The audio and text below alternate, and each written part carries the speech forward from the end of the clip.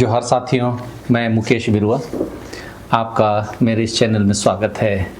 आज हम एक ऐसे मुद्दे पर बात करेंगे जो भारतीय राजनीति में सबसे ज़्यादा विवादास्पद है। केंद्रीय जांच एजेंसियों का उनका राजनीतिक हथियार के रूप में इस्तेमाल का। इस बीच हमें यह भी सुनने को मिलता रहा है कि झारखंड की हेमंत सरकार कभी भी भाजपा के साथ मिल सकती है।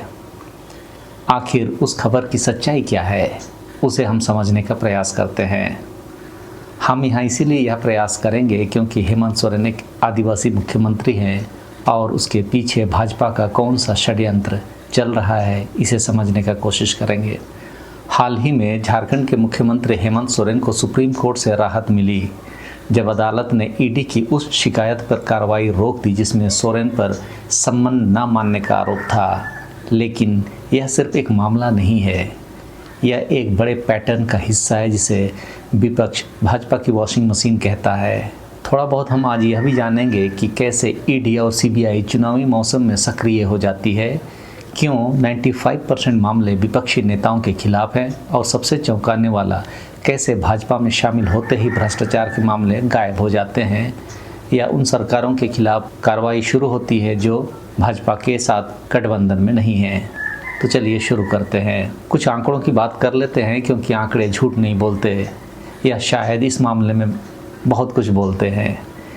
वित्त मंत्रालय ने हाल ही में राज्यसभा में एक लिखित जवाब दिया। उसके अनुसार पिछले 10 सालों में ईडी ने राजनेताओं के खिलाफ 193 मामले दर्ज किए। अब सोचिए इनमें से कितने में सजा हुई? सिर्फ 2 मामले। हाँ, आपने सही सुना, सिर्फ 2 मामले। लेकिन असली चौंकाने वाली बात यह है, इन 193 मामलों में से 138 मामले यानी कि 72% सिर्फ 2019 के बाद दर्ज हुए हैं, यानी मोदी सरकार के दूसरे कार्यकाल में। टीएमसी सांसद साकेत गोखले ने एक और चौंकाने वाला आंकड़ा दिया। ईडी ने 2014 के बाद 121 राजनेताओं की जांच की जिनमें से 115 विपक्षी दलों के थे, यानी 95% मामले विपक्ष के खिलाफ। अब सवाल यह है, क्या भाजपा में कोई भ्रष्टाचार नहीं करता? क्या सिर्फ विपक्ष ही भ्रष्ट है या फिर यह चुनिंदा जांच है? अब आते हैं सबसे दिलचस्प हिस्से पर। भाजपा वॉशिंग मशीन है, कैसे? शुरुआत करते हैं महाराष्ट्र से। स्वर्गीय अजीत पवार एनसीपी के वरिष्ठ नेता और शरद पवार के भतीजे थे। 2019 में ईडी ने उनके खिलाफ महाराष्ट्र स्टेट कोऑपरेटिव बैंक घोटाले में मनी लॉन्ड्रिंग का मामला दर्ज किया। 2021 में ईडी ने उनके 65 करोड़ रुपए की संपत्ति जब्त की। लेकिन जुलाई 2023 में जब अजीत पवार ने भाजपा के नेतृत्व वाले एनडीए में शामिल होकर उप मुख्यमंत्री पद की शपथ ली तो कुछ अद्भुत हुआ।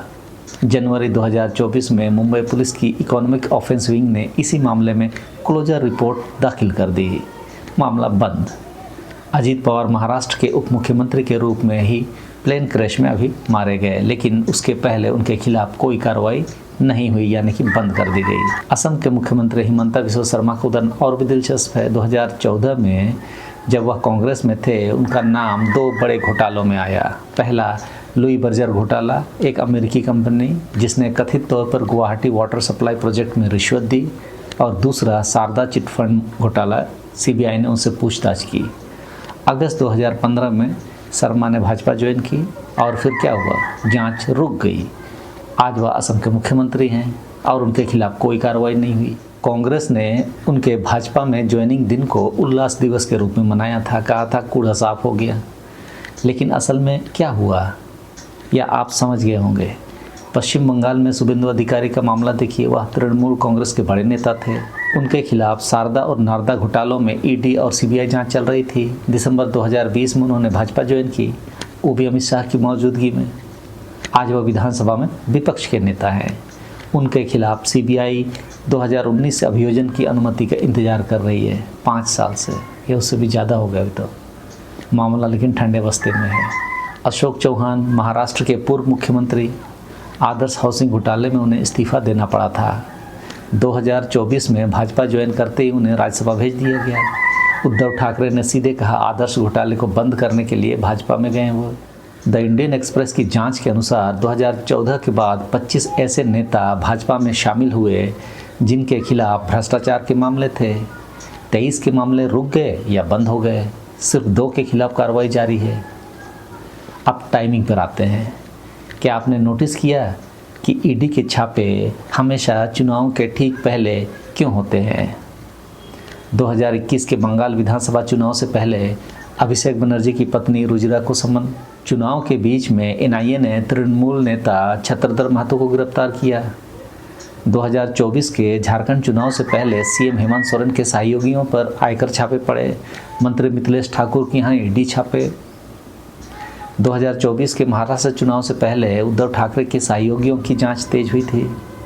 2026 के बंगाल चुनाव से पहले आईपैक के प्रतीक जैन के यहाँ ईडी छापा। ममता बनर्जी खुद धरने पर बैठी थी।